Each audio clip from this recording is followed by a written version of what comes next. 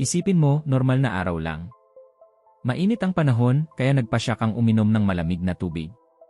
Pero bigla, hindi mo na mapigilan. Uminom ka ng uminom hanggang sa pumutok ang tiyan mo, at ang tanging paraan para mapawi ang uhaw mo ay ang tumalon sa pinakamalapit na ilog kung saan ka tuluyang malulunod. Sounds crazy?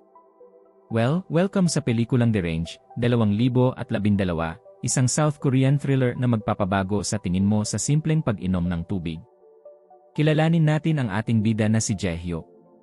Dating isang brilliant na profesor ng biochemistry, pero ngayon, isang pharmaceutical sales representative na lang na halos magmakaawa sa mga doktor para lang makabenta ng gamot. Bakit siya naghirap? Dahil sa maling payo ng kanyang kapatid na si Jae-pil, naubos ang pera niya sa stock market.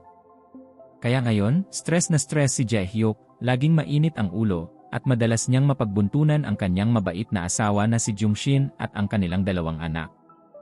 Isang gabi, napansin ni Jae-hyuk na parang may kakaiba sa pamilya niya. Ang lakas nilang kumain, as in parang walang kabusugan. Pero ang mas garapal, halos ubusin na nila ang lahat ng tubig sa dispenser. Inisip lang ni Jae-hyuk na baka pagod lang ang mga ito. Hindi niya alam, ito na pala ang simula ng isang malaking bangungot. Kinabukasan, nabulabog ang buong South Korea. Sa Han River, may natagpo ang lumulutang na bangkay. At hindi lang ito basta bangkay, ito ay tuyong-tuyo, parang dinalhan ng dehydration, kahit nasa loob mismo ng tubig.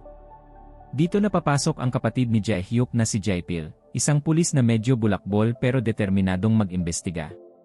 Sa loob lang ng ilang oras, ang isang bangkay ay naging 10, naging daan-daan, hanggang sa naging libo-libo. Natagpuan ang mga patay sa mga sapa, ilog, at kahit sa mga pampublikong swimming pool. Ang buong bansa ay nagpanik. Ano ang dahilan? May bago bang virus? May lason ba ang tubig? Dito na natuklasan ng mga scientist ang katotohanan na mas nakakatakot pa sa multo. Ang salarin? Isang uri ng parasite na tinatawag na yongasi o horsey hairworm. Karaniwan, ang parasite na ito ay sa mga insekto lang sumisira. Pinapasok nila ang katawan ng kuliglig, kinakain ang loob nito, at kapag handa na silang mangitlog, hino-hypnotize nila ang utak ng insekto para tumalon sa tubig. Doon lalabas ang uod at malulunod ang insekto. Pero sa kwentong ito, ang mutated na bersyon ng uod ay nagsimula ng maminsala sa mga yee. Balik tayo kay Jae-hyuk. Habang nanonood ng balita, bigla niyang naalala ang ikinikilos ng kanyang pamilya kagabi. Ang matinding gutom. Ang walang humpay na pag-inom ng tubig. Doon nag-sink in sa kanya ang takot. Agad niyang chinek ang asawa at mga anak niya. At tama ang hinala niya, ang pamilya niya ay positibo na rin sa nakamamatay na parasite. Dahil sa mabilis na pagkalat ng epidemya, nagdeklara ang gobyerno ng state of emergency. Ang lahat ng may sintomas ay sapilitang dinala sa mga malalaking gymnasium na ginawang quarantine facilities. Dito natin makikita ang mga nakapanlulumong eksena, ang mga tao ay parang mga zombie na nag-aagawan sa tubig. Kapag nakakita sila ng gripo o kahit ihi, sinusubukan nilang inumin ito dahil kinokontrol na ng mga uod ang utak nila. Ang utos ng gobyerno, bawal silang bigyan ng kahit anong tubig dahil kapag uminom sila, bibilis ang paglaki ng uod at doon na sila mamamatay. Bilang isang ama at asawa, hindi kayang tignan ni Jae-hyuk na mamatay ang pamilya niya sa loob ng siksikang quarantine zone. Nagsimula siyang magsaliksik kung may gamot ba laban dito. Dito niya nalaman na may isang partikular na anti-parasitic drug na tinatawag na Windazole na kayang pumatay sa uod nang hindi napapahamak ang pasyente. Ang problema, ubos na ang Windazole sa lahat ng botika sa buong bansa. Dito na magsisimula ang nakatutulig na karera laban sa oras. Si Jae-hyuk ay gagawa ng lahat. Nakipag-ugnayan siya sa mga sindikato at black market para lang makabili ng Windazole sa napakamahal na halaga. May isang eksena rito na talagang madudurog ang puso mo matapos makuha ni Jae-hyuk ang gamot mula sa isang scalper kapalit ng lahat ng pera niya, hinarang siya ng ibang desperadong mga magulang. Nagkaroon ng gulo at sa kasamaang palad, nayapakan at nadurog ang mga tableta. Ang tanging pag-asa niya naglaho sa isang kurap ng mata. Habang nagpapakamatay si Jae-hyuk sa paghahanap ng gamot, ang kapatid naman niyang pulis na si Jae-pil ay may nadiskobring napakabaho at madilim na sikreto.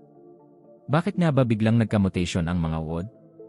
At bakit Windazole lang ang tanging gamot na gumagana, na pagmamay-ari ng isang naluluging pharmaceutical company na kamakailan lang ay binili ng mga misteryosong investor.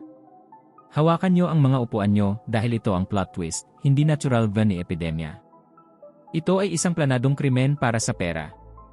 Ang mga dating may-ari at scientist ng pharmaceutical company ang mismong nagmutate sa mga uod at sadyang itinapon ang mga ito sa mga ilog ng bansa. Bakit? Para magkaroon ng matinding artificial demand para sa kanilang gamot na Windazole. Kapag nagpanik ang gobyerno, mapipilitan silang bilhin ang kumpanya at ang patent ng gamot sa halagang bilyon-bilyong dolyar. Ang buhay ng milyon-milyong Koreano ay ginawa lang nilang negosyo. Habang lumilipas ang mga oras, ang mga uod sa loob ng katawan ng mga biktima ay nasa mature stage na. Ibig sabihin, konting panginginig na lang at malapit na silang mamatay kung hindi mapapatay ang uod. Sa loob ng quarantine facility, hindi na matatagalan ang asawa ni Jae-hyuk na makitang nahihirapan ang kanyang mga anak. Ang mga tao ay nagsimula ng magriot. Sinira nila ang mga barikada upang makapunta sa pinakamalapit na banyo o bombero para uminom ng tubig. Natunto ni Jae-pil ang lokasyon kung saan itinatago ng mga ganid na negosyante ang mga natitirang stock ng Windazole. Sinadya nilang hindi ito ilabas para lalong tumaas ang presyo nito. Sumugod si Jae-hyuk sa warehouse. Pero ang mga kontrabida, binuwalan at sinunog ang warehouse para burahin ang ebidensya at para walang makinabang sa gamot. Sa puntong ito, wala nang pakialam si Jae-hyuk kung mamatay siya sa apoy. Pinasok niya ang nasusunog na gusali, binuhat ang mga kahon, ngunit huli na, karamihan sa mga gamot ay naging abo na. Pero hindi dito nagtatapos ang utak ng isang biochemist. Naalala ni Jae-hyuk ang chemical formula ng Windazole. Kung hindi makuha ang tapos na gamot, pwede nilang gawin ang generic version nito gamit ang ibang sangkap na available sa ibang kumpanya. Ginamit ni Jae-hyuk ang kanyang kaalaman sa siyensya.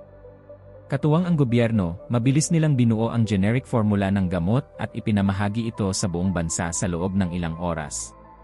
Ang mga pabrika ay nagtrabaho ng walang tigil upang makagawa ng milyon-milyong tableta. Sa wakas, nakarating ang gamot sa quarantine zone. Sa literal na huling patak ng oras, bago pa tuluyang masira ng mga uod ang organ ng kanyang pamilya, naiturok at naipainom sa kanila ang gamot. Ang mga uod ay namatay sa loob ng katawan, at ang pamilya ni Jae-hyuk ay ligtas na nayakap ang isa't isa. Ang mga ganid na mastermind. Ayon, nahuli ng mga pulis sa pamumuno ni Jae-pil at nabubulok na ngayon sa kulungan. Mukhang tapos na ang lahat, hindi ba? Naging bayani si Jae-hyuk, nagkaayos ang kanyang pamilya, at bumalik sa normal ang takbo ng mundo. Natuto na ang mga tao na mag-ingat sa kanilang iniinom. Pero sandali lang. Huwag muna kayong masiyahan. Dahil sa huling eksena ng pelikula, ipinakita na ang mga uod na ito ay hindi lang pala sa South Korea kumalat. Ang kamera ay lumipat sa isang sikat na ilog sa ibang bansa, kung saan may isang bangkay na naman ang lumutang na may eksaktong kaparehong sintomas. At diyan nagtatapos ang ating kwento para sa araw na ito. Sana ay nagustuhan nyo ang ating recap. Kung bitin pa kayo, huwag kalimutang i-like ang video na ito at mag-subscribe para lagi kayong updated sa mga susunod nating pag-uusapang pelikula. Maraming salamat sa panonood. Ako si Sinigang Movie Recap. Hanggang sa muli.